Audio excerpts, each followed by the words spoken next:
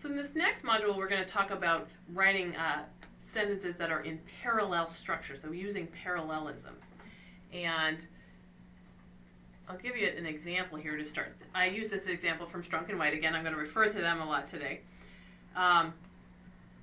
So here's an example of a sentence that's unparalleled, not parallel. Locust denuded fields in Utah, rural Iowa was washed away by torrents, and in Arizona the cotton was shriveled by the placing heat. Notice that's unparalleled because all of those items in the list are written in different forms, different structures. So we get locust denuded, that's subject verb, and then we get rural Iowa was washed away by torrents, that's in the passive voice, and then in Arizona, which is a preposition. So you can see that we end up, these all don't match. So we want, when we're doing a list like this, we want those things to match. So to make this match, you want to put them probably all in subject verb form. So you could write in parallel form, locust denuded fields in Utah, torrents washed away rural Iowa, and blazing heat shriveled Arizona's cotton. So we get subject verb, locust denuded, subject verb, torrents washed away, and subject verb, blazing heat shriveled. So that's now in parallel form. Here's an example of, basically when you want to write in parallel form, you have to make a choice of what those structure of those items in the list are going to be, and you got to make a choice and stick to it. So here's an example of a sentence that's nicely in parallel structure. I pulled this from a recent article I was reading on the Mars rover Curiosity. So it says, NASA's intrepid Mars rover Curiosity has been through a lot in the past year. It flew 354 million miles, blasted through the Mars atmosphere, deployed a supersonic parachute, unfurled a giant sky crane, and touched down gently on the surface of Mars. So notice that in that second sentence, it's got a list of things, but they're all parallel. They all follow the same structure.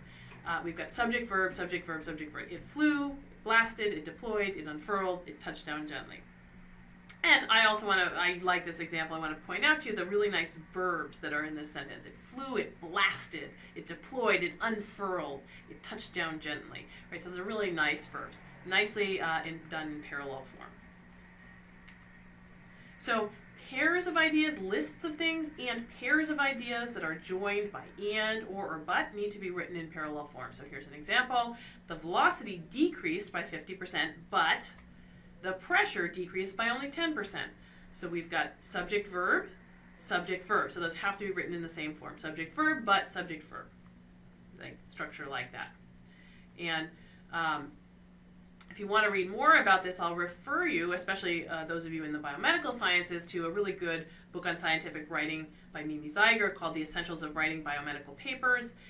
She gives some examples like this of pairs of ideas joined by and, or but that need to be in parallel form.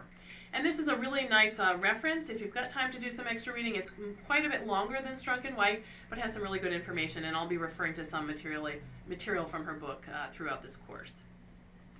Here's another example of pairs of ideas joined by and or but needing to be in parallel form.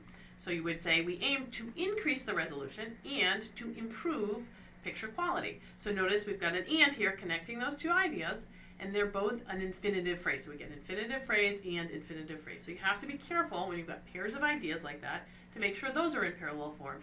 And of course, when you're writing lists, you want to make sure that those lists of ideas, or numbered lists of ideas even, should be written, those need to be in parallel form as well. And I'll just remind you here, as we talked about in the last module, or 2 modules ago, that if you're writing a list of examples or a list of ideas, and you're not exactly sure how many items to include in that list, default to the rule of 3s. You'll see that there are a lot of these examples I'm going to show you have indeed 3 items. So here's an example of something that's a list of items that is not in parallel form.